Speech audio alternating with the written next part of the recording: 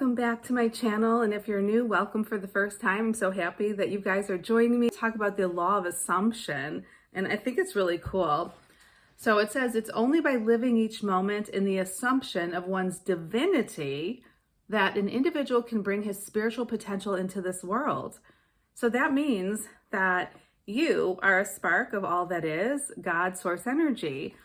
And if you believe that, and you assume that you are really truly at your core just love, then that is so powerful, and it attracts all those yummy, wonderful, juicy, good things into your life. But you have to assume that you are good. If you're telling yourself you're bad, maybe you've done bad things, then you're never going to get out of that pit that you're stuck in. And even if your life can't go back to what it was, you can still get out of the pit of darkness and know that you are love and that you are loved always, right? So whatever you've done in your life, no matter how horrible it is, you still are at your core a being of love, okay? So you have to forgive yourself and love yourself and realize that your life can change, okay? Soul, in waking from its languor, that's a big word, begins a search for truth. Forces converge. This law further states that whatever takes place inside us may later become a reality in this physical world. Okay, so what you see on the inside is what you create in the outer worlds. So if you're seeing good things, you're going to be creating good things. If you're seeing bad things, that might feel good, but actually in that moment, but actually intuitively deeper down don't feel like they're good things, they're not right, they're not loving, they're not true, they're not kind, then it's not ultimately going to be good, and it's going to reflect in your outer, and your outer is going to crumble because it's law, it's inevitable. Okay, the question always arises, what should I do if I am consciously dreaming or on a different plane, and I want to get back into the awareness of the physical body? That's a good one, because you can soul travel out of your body consciously whilst awake, or in the dream state realize that you're, quote, dreaming, which means you realize you're on a soul travel journey. So there's one basic rule: assume with the sense of feeling that you are in your physical body. This will happen immediately. Okay, so it actually can happen that you can literally consciously leave your body while awake, like while alive.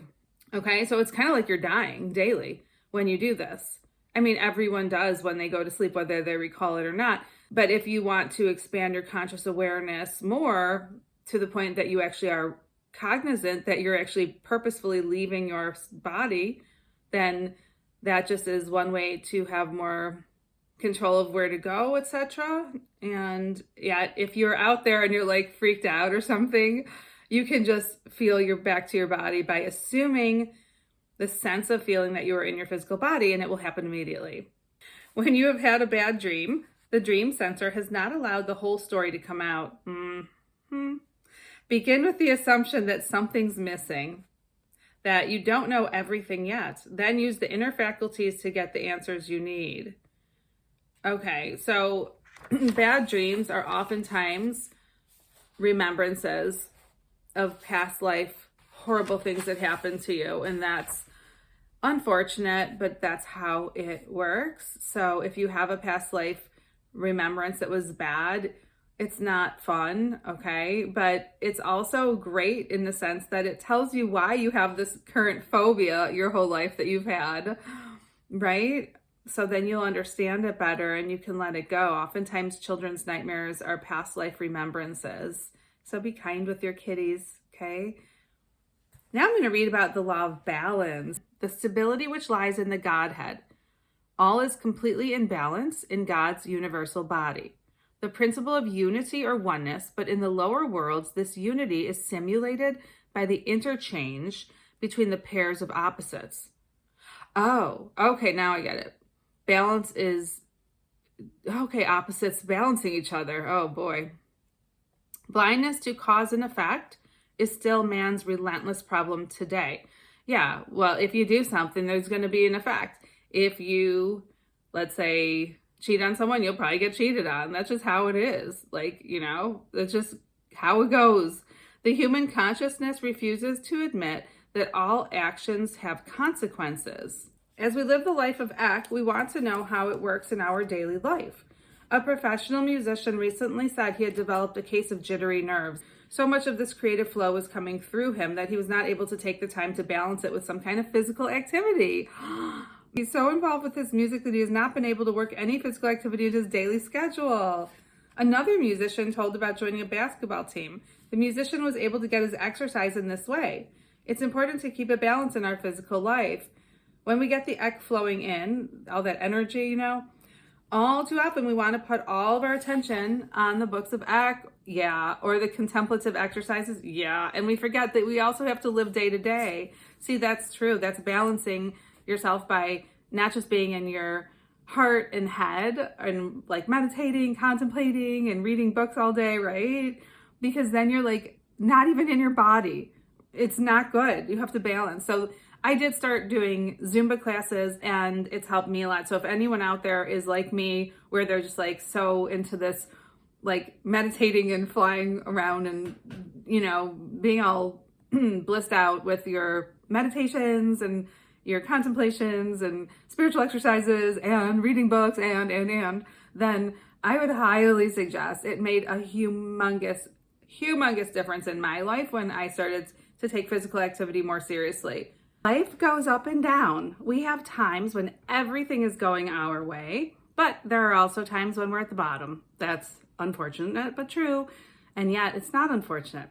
If we keep ourselves open to spirit, there will be an equal balance. This is what is meant by the detached state or the Vairag.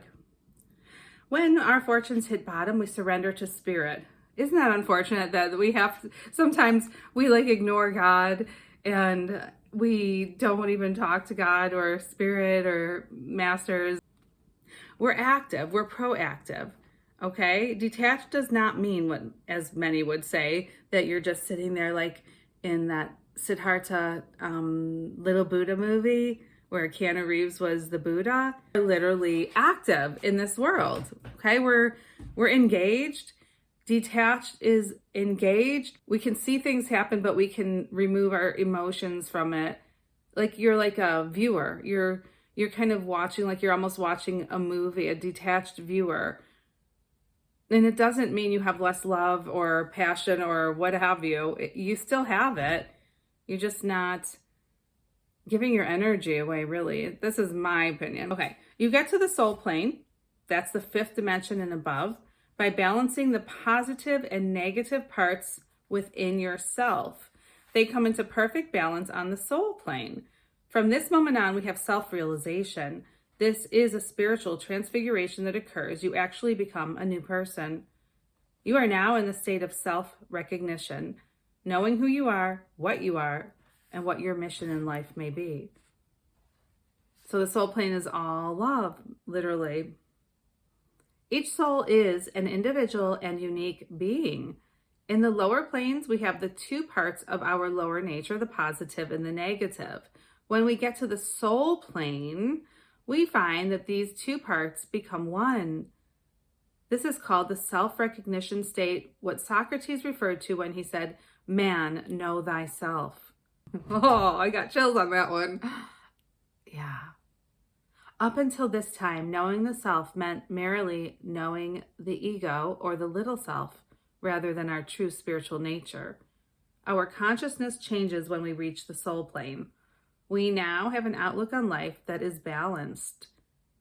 In the dream state, marriage simply means that soul is having an inner initiation where the 2 parts of itself are drawn a little closer together.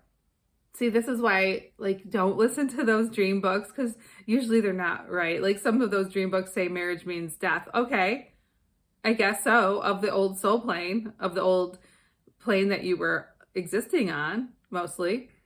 We are looking for the link-up of soul with the Ek, or spirit, this divine spirit, which comes from God. Each time you see a marriage on the inner planes, regardless of the personality you perceive as your mate, it means a closer marriage with spirit and with God.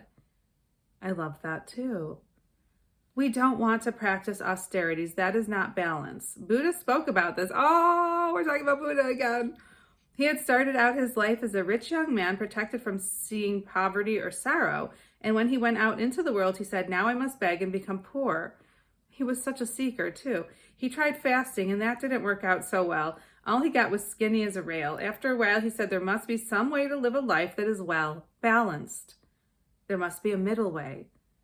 In the spiritual life, we look to find the balance so that when we have this experience of God and see the light, whether it is blue light, orb hanging around, right? How many of you seen a blue orb hanging around you? That's literally the current living Eckmaster announcing himself. You just have to ask for help. Don't get frantic and say, will I ever see it again? When the time is right, you will. Others will hear the sound. These are the two aspects of God, which the Eckists and even those who aren't an Eckankar outwardly are beginning to learn about and experience in their daily life. So how many of you guys see orbs floating about? If you're seeing orbs, you're seeing spirit. Someone mentioned they didn't know how to find people with motivation or how to motivate them. And really, you can't. Why would you want to? You just be yourself. You find people who are motivated at any particular moment. That's true. Some are motivated for a while and then they go into a rest period. The rest points in eternity. That makes sense because you can't always keep running and doing. You have to take a break. Guys, take a break. Plan it. Because guess what? Another year's going to go by and another year's going to go by and another year's going to go by. You know, even if you just can do a day trip, do a day trip. Okay? But take breaks. There's a natural cycle that we run. Activity, rest, activity, rest. And Eckes learns how to walk the middle path where he can make the activity and rest work for him so that he becomes a conscious co-worker with God 24 hours a day. Conscious co-worker with God. All events and experiences in life reflect the law of spiritual balance. Sooner or later, the pendulum swings back. That moment, when major positive and negative forces are in equal proportions, we may refer to as on the edge of eternity. It means having a chance to go beyond the normal cause and effect of daily experience. Great book, if you guys want to find it. Seriously. Because how can you follow the law if you don't know the law? And some might say, oh, I know the law, blah, blah, blah, I know it inside. No, okay. Like that's arrogant. You don't know the law. I still am learning the law. And we come here and we have some amnesia from where we're from. Some of us have a lot of amnesia. Some of us very little amnesia. And either way, we forget something. Just even a little tidbit, right? That's why it's so exciting to me to read these books. And I hope it is for you too, because if it is, then that means that you truly want to be your higher self, your highest love self that you can be in this incarnation. Because how can you play a game if you don't know the rules? How can you win that game? How do you do anything? If you want to buy some stocks, let's say, you have to learn how to set up an account. You have to learn the rules. Whatever it is, you have to learn the game. And that goes for living your life too. It's not just about the material things. This is a spiritual laws of life read. I hope that you guys have a really good day and that we all stay balanced. And even reading this, it's like, what do you recognize in yourself? Like, do you need to do more of the spiritual stuff? Or are you in balance? Because we can very quickly, easily get out of balance. So we always have to remind ourselves of these things. Just like if you take vitamins, you might toggle them. You have to remind yourself, haven't had this lately. I think it's time for that. You know? So your body stays balanced in what it needs. And another thing is you guys can ask your bodies, what do you need? But I'm getting off on topic, so I'll stop right now. Anyway, I love you guys and thanks for joining and have a great day.